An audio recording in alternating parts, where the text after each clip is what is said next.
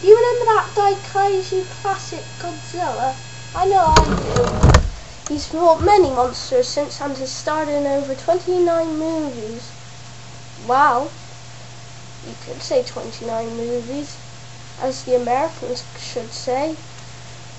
I mean, he's done many great things in his career. He's died, he's been a son, he's been a father, he's been an environmentalist, he's fought King Kong, he's fought Ghidorah, he's fought Rodan and Mothra and several other characters. And after Godzilla vs. Destroyer, as the AVGN calls it, they left the series to rest for 5 years. But of course, we couldn't leave the series to rest. Oh no, the Americans decided, hey, we could profit from this by making a totally different movie. So thus, Godzilla 1998 was born. Oh my god, this movie was freaking hyped up. You see, this director, Roger something or other, Derrickson or something, apparently has a good habit of fooling us into thinking his movies are good. He did it a hell of a lot with 2012 and all that. I mean, 2012 looked amazing. It happened once before in 1996, I believe, with Independence Day. It looked incredible. All you saw was this UFO blowing the White House up. Can you honestly say this didn't look cool? And he managed to do us in again. He showed us Godzilla's foot going around New York. Now tell me, was that not a spectacle? And so the movie begins with stock footage of Komodo dragons and nuclear explosions. So yeah, and the first time I saw the nuclear explosion, call me a pussy, but I was just sitting there perfectly normally,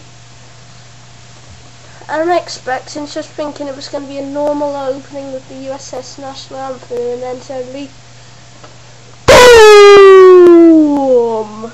This giant nuclear explosion jumps out and made me go. If you didn't hear that, that was me jumping up. So yeah, and it has footage of Komodo dragons. Wait, that doesn't make any sense, because if you recall back to the second series of the Godzilla saga, they explained that Godzilla was originally a dinosaur, not a lizard. A Godzillasaurus, I might add. And you know, so yeah, get your facts right, guys. Have you actually ever seen a Godzilla movie? And then it cuts to a Japanese warship being attacked by Godzilla.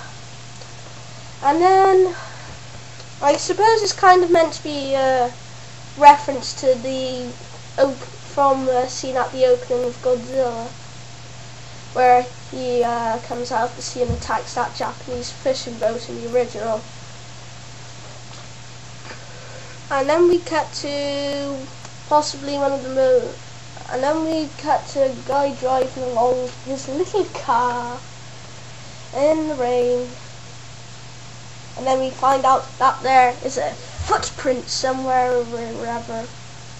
And meanwhile it transitions into some American guy who can speak Japanese, you know, doing his work on some Japanese veteran. He also thinks that, and of course according to this movie, apparently if you use a flame, you can understand what Japanese people are saying. Yeah, very realistic, guys. And people have a go at the original Godzilla films being not too realistic. I don't know. Okay then, next scene. Okay, so it's open. So then we transition back to the Godzilla footprint thingy, and blah de blah. Then we go to New York City, where a news thing's going on, and then they start going on about Roger Ebert, who I suppose is meant to be the mayor of New York, and they thought it was cool, but they still said the movie sucked. Yeah. So far this movie's been pretty bad, but don't worry, I'm sure it's going to improve. not